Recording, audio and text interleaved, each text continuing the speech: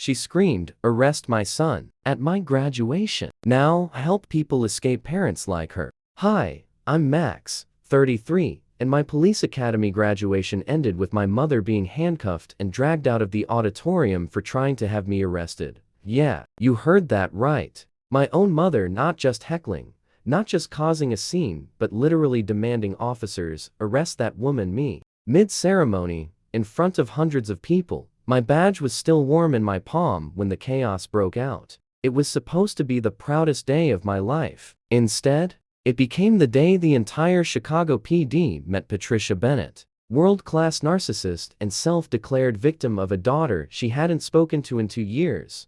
Let me tell you exactly how we got there. For 18 grueling months, I busted my ass at the academy. No shortcuts, no favors, just sweat, bruises, and brain-frying coursework on everything from case law to crisis negotiation. I was 28, late bloomer maybe, but this was my dream, and I'd earned every step. But behind me, a whole lifetime of sabotage. My mother, Patricia Bennett, was a master manipulator, not just controlling, invasive. She read my journals, tailed my dates, called my professors in college just to check in like she was part of the administration. When I moved out, she followed me. When I changed my major, she called it career suicide. When I said I wanted to be a cop, "You'll never survive," she snapped. "You don't have what it takes. You should be a dental hygienist or something. That doesn't involve dying." She said that at dinner, in front of my boyfriend. It didn't stop when I got into the academy either. She called them, claimed I had mental instability, said I was violent, told them she was worried for public safety. I had to explain all of this to the academy psychologist multiple times. Finally, I cut her off, changed my number, moved without giving her the address. I gave the academy a formal harassment alert with her name. For 18 blissful months, I heard nothing. So on graduation, I let myself believe it was over.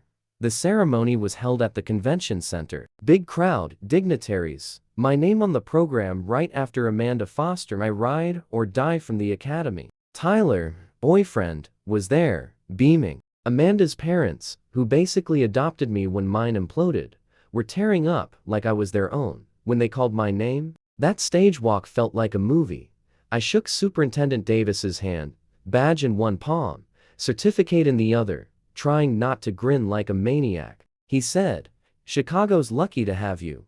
I turned to head back to my seat, and that's when I heard it. "Officers, arrest that woman. She's been stalking and harassing me for months." The whole auditorium froze. I froze, the voice shaking, familiar, and full of venom. I turned toward the back, and there she was, Patricia, my mother, holding a giant manila envelope and waving it like a weapon. My badge was still in my hand when Patricia started shoving people aside, storming down the aisle like she owned the place. Her hair was wild, blouse wrinkled, and she had that look. The one I knew too well, the "I'm the victim and everyone will validate me" stare. "Don't play innocent with me, Max," she shrieked. "You know exactly what you've done." The superintendent, the mayor, half the command staff, all staring. Cameras, too, hundreds of them. I felt my stomach drop through the floor. I stepped down from the stage. "Mom, stop. You're embarrassing yourself." "Wrong thing to say." Her face twisted with pure rage. "How dare you?" she screeched, scattering papers across the floor. "These are evidence. Phone records, emails. I have been terrorized for 2 years." An officer stepped between us. "Ma'am, let's calm down."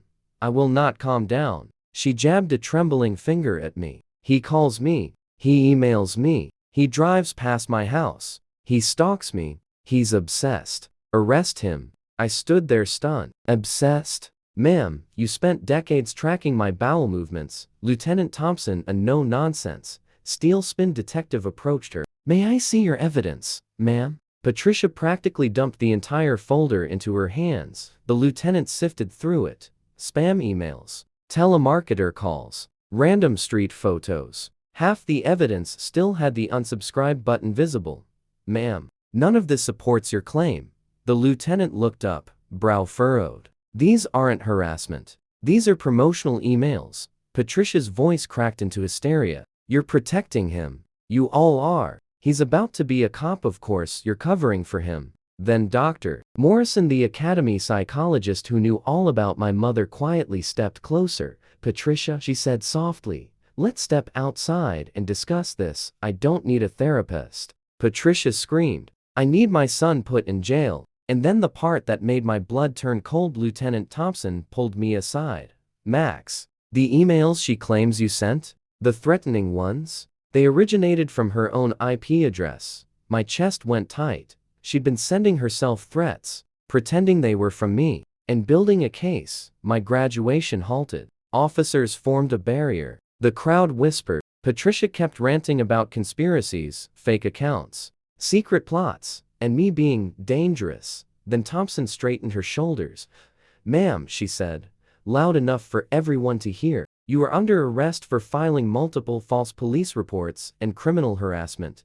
The look on Patricia's face, shock, betrayal, pure disbelief, like I had somehow orchestrated this. As they cuffed her, she thrashed, Maxwell Bennett, this isn't over. You think you've won? You'll pay for this. And then she was dragged out of my graduation, screaming my name like a curse. The room stayed silent long after she was gone. They tried to restart the ceremony after that. The band awkwardly picked up again. The next name was called, but the energy in the room had flatlined. No one was cheering anymore. People were just watching me. Whispers everywhere. That was his mom? Did she say stalking? Superintendent Davis did his best to carry on with dignity. Amanda squeezed my hand under the table. Tyler mouthed, I'm here, from the second row. I nodded, barely able to breathe. Afterward, I was pulled aside. Internal affairs. Legal.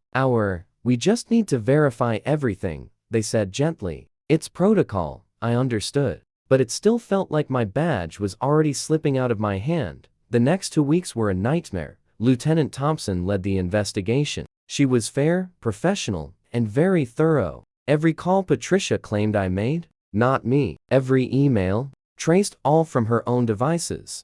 She'd created fake Gmail accounts with names like Max Wants Me Dead 87. She'd sent herself threats. But the worst? The private investigator. Yeah, Patricia had hired a PI. For 2 years, he followed me, photographed me at work, at home, at the grocery store. She had a log of my movements, a printed binder, timestamps, names of friends. She even documented my late-night study sessions like they were suspicious. It was obsessive, detailed, disturbing, and all of it, every page was brought to light in the investigation. Internal Affairs cleared me completely. Official report. Subject has no history of harassment, stalking, or misconduct. Evidence indicates the complainant fabricated all claims. Still, the damage lingered. Captain Warren, my new supervisor at the station, pulled me into her office my first day. Max, she said, let's be honest. Some people will always wonder if there's smoke, even when we prove there's no fire. I nodded. I know. You're going to have to work twice as hard to prove them wrong.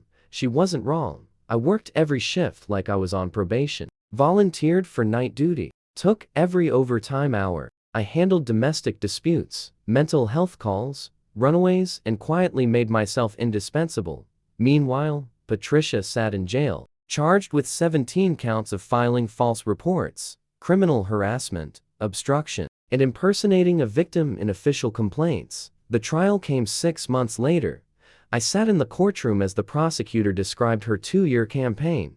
False reports to 5 police departments, forged emails, paying 2 different PIs, and even preparing fake restraining orders she intended to file. Once Max finally cracked, Patricia sat in the defendant's chair, no makeup, no wild hair, just quiet. Emma Ruiz, a forensic psychologist, testified, this was not concern. This was obsession rooted in control and abandonment fear. She created a fantasy where her son was dangerous because she could not accept his independence. When they showed the forged lease she drafted with my signature, claiming I gave her permission to enter my home anytime, I nearly walked out of the room.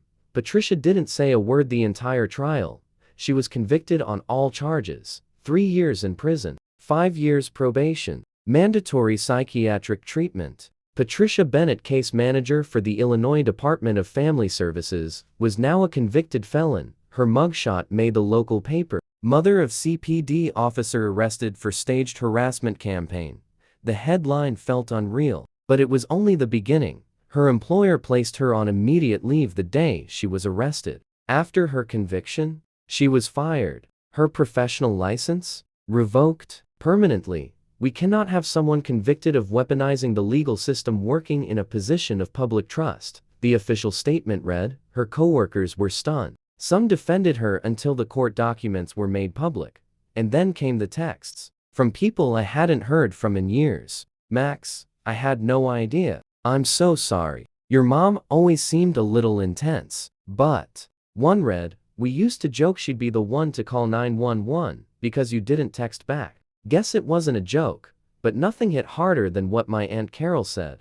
She approached me after the sentencing, tear-streaked, but firm. I defended her for years, she said quietly. I told people you were exaggerating, just being dramatic. But I saw that binder, Max. I saw what she wrote. The surveillance logs. That wasn't a mother trying to reconnect. That was. She trailed off. I finished it for her. Stalking, she nodded, devastated. I enabled it. I didn't want to believe she could be sick. But you were right to cut her off. And that, weirdly, was the beginning of something new for me.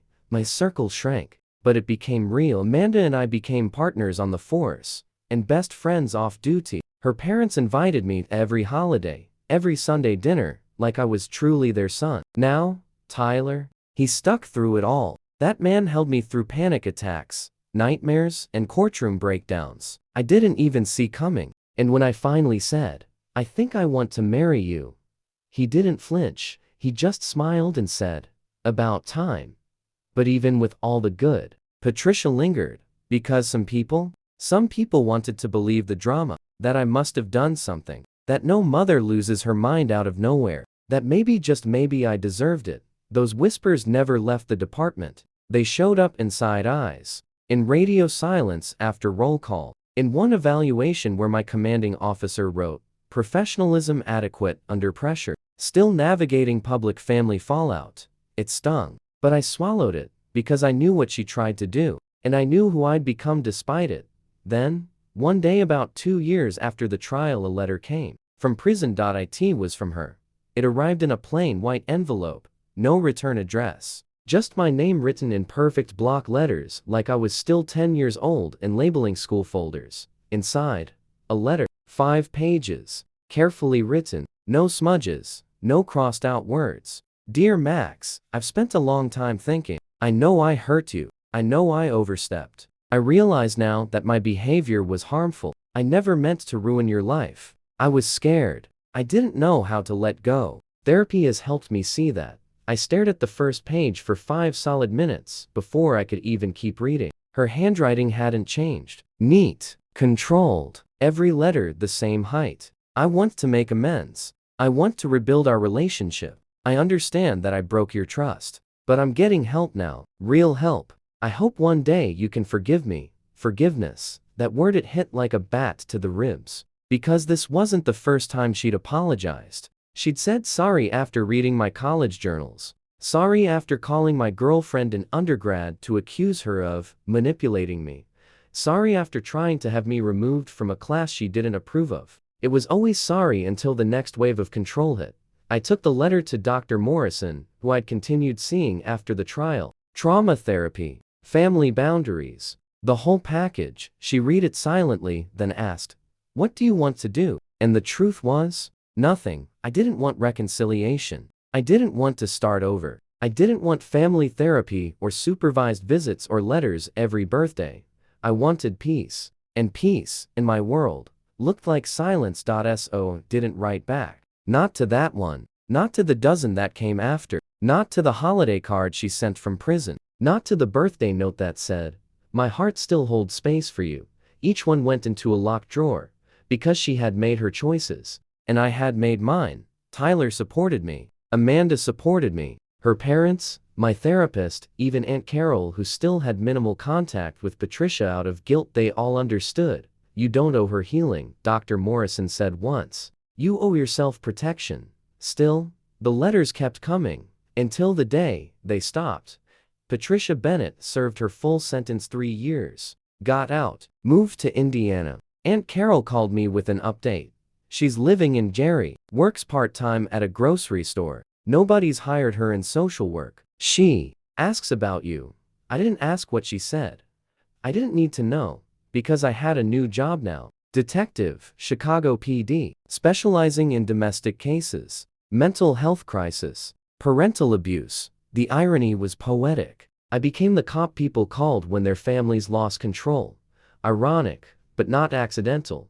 I got married on a warm September afternoon under a white canvas tent in Hyde Park. No drama, no shouting, no forced relatives. Just me, Tyler, Amanda in a navy suit, grinning like she owned the place, and 50 people who actually gave a damn about our happiness. Amanda's parents walked me down the aisle. I didn't ask them. They offered. We'd be honored, Linda said through tears. You're our son, not just in name. Tyler's family came in from Texas, sweet, soft-spoken people who brought peach cobbler and cried through the vows. His mom hugged me after and whispered, he finally has someone steady. Thank you, that was the family I chose. Not blood, but real.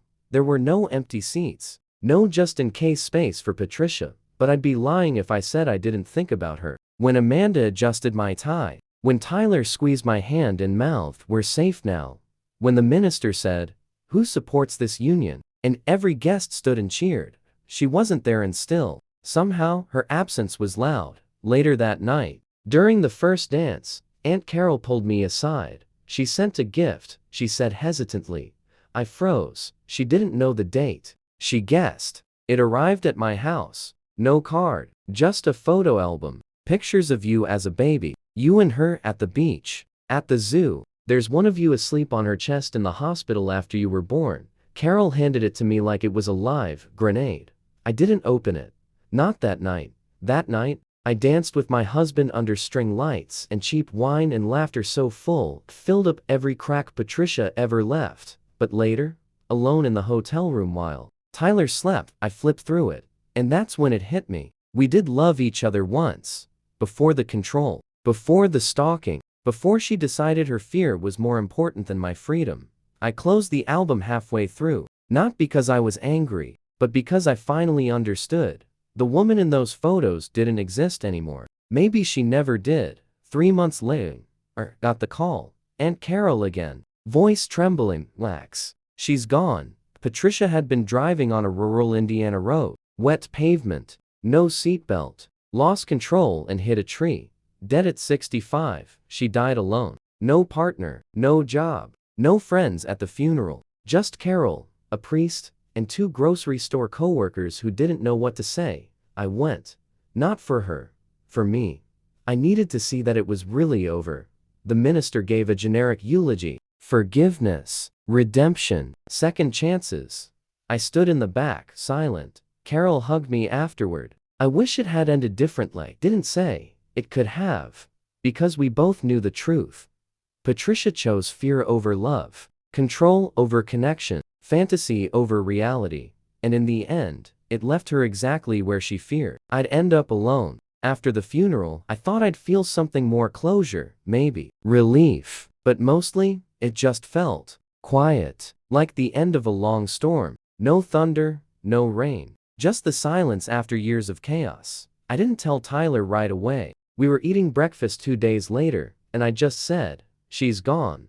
He looked up from his coffee. Do you want to talk about it? No, I said. Then after a beat, not yet. So he didn't push. Just poured more coffee and let the silence stretch. Back at the department, the news had already made its way through the grapevine. Someone printed the obit and left it in my mailbox. No note, no context. Just, Patricia Bennett, 65. Of Gary, in. I threw it away, but the whispers started again. Not malicious, just curious. She's the one who had that breakdown, right? Didn't she try to have him arrested? That was his mom? I heard all of it, pretended I didn't. Then came the recruit class. I'd been asked to give a talk during their mental health training. Week the usual, domestic crisis and officer response module stood in front of 50 fresh-faced cadets. All in stiff academy blues, notebooks open, eyes wide. I looked at the slides I'd prepared, then I closed the laptop.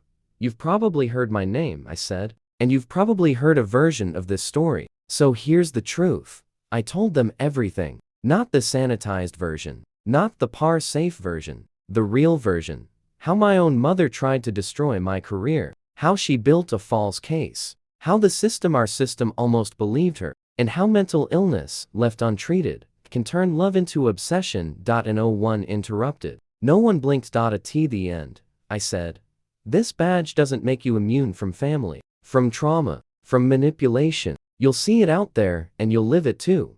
I walked out of the room to the sound of silence. Heavy, thoughtful silence. Late with that week, one of the recruits found me in the hall. She looked about 19, fresh out of high school, still carrying a little tremble in her voice. Brother's like your mom, she whispered. No one believes me. But now, oh, I'm not crazy. That hit harder than any commendation. Tyler and I went on a long vacation after that. First one in years. Left our phones off. Rented a cabin in Montana. Just the two of us and the mountains. One night, by the fire, he asked, do you think you'll ever really be done with her? I stared at the flames. No, I said finally. But I think I'm done letting her live in my head rent-free. He smiled. Good. Because we've got better things to do. I kissed him, and for the first time in my adult life, I believe that was true. I kept one thing from Patricia. Not the letters. Not the album. Not the manila folder she'd waved around like a weapon. Just one photo. It's me at age 5. Standing in a kitty police uniform on Halloween, plastic badge pinned crooked, and her crouched beside me, arms around my shoulders, smiling like she believed I could be anything. I keep it in my desk drawer at the precinct. Not to remember her, but to remember me. The version of me who still believed in people, in family, in good intentions. That kid got hurt along the way. Badly. But he didn't die. He just got smarter. Now, I work with victims like him. Kids and teens with parents who call their boundaries betrayal. Women trapped in psychological chokeholds. Men gaslit into thinking they're the problem. Every time I respond to a call like that, I think, this could have been me. Sometimes it was me. And that's why I don't flinch when someone says, but they're your family. I nod and reply, exactly. And that's why it hurts so much. Because family isn't a free pass. It's a responsibility. Patricia never learned that. But I did. Today I'm a husband, a detective, a brother to Amanda, a friend to people who chose me back. The department stopped whispering. My reputation isn't a question mark anymore. It's an exclamation point. New recruits still asked, is it true your mom tried to have you arrested at graduation? I smile and say, yep, she did. And it made me a better cop. They laugh. But I'm serious, because that moment, as humiliating, painful, and explosive as it was, became a public declaration of my boundaries. I didn't let her ruin my future. I didn't let her rewrite my story. I wrote my own, and I'm still writing it, one honest call at a time. One survivor at a time. One day at a time. The lock stayed changed. The badge stayed mine. The peace, earned, and the silence, beautiful.